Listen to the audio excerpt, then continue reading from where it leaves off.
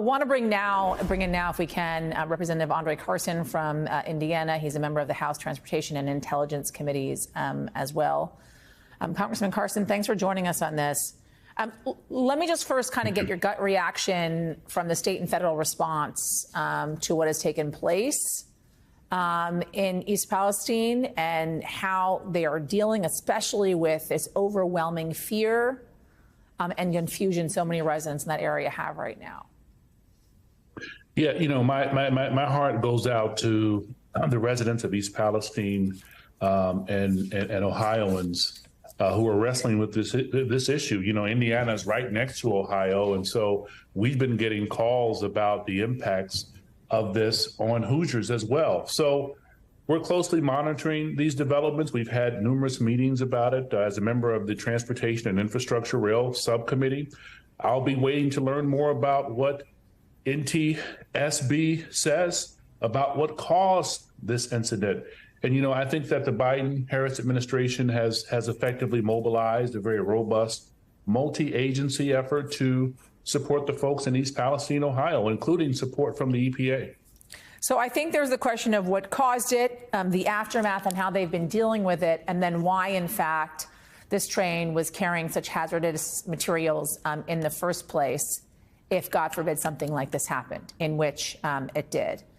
This is according to the Department of Transportation. There are more than 1,000 derailments every year, and that has fallen, though, dramatically since the 70s. And the number of cars carrying hazardous materials, though, on trains that derailed have actually grown.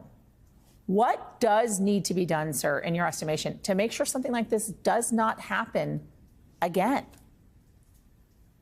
Well, again, I think we need a multi-agency approach where these agencies are reviewing their policies, they're strengthening internal controls. And listen, longer trains effectively become heavier trains, which create greater possibilities for accidents. But, you know, I'm very happy that EPA Administrator Reagan visited the folks in East Palestine today. It's unfortunate what happened. I would like for the administration to deepen their relationships with locally elected officials there who are on the ground working hard and bring some kind of calm in the midst of this storm that will serve as an example of what to avoid going forward. There's also the question of the cozy relationship, it seems, some rail industry donors have with lawmakers. And I'm talking specifically about the former president of the United States. The Obama administration, they passed new rules requiring hazmat trains specifically to have improved braking technology.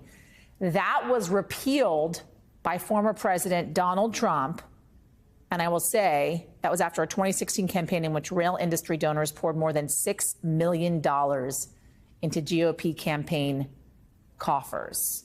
How can Americans trust that they are being looked out for when things like this happen? Their safety is being taken for granted.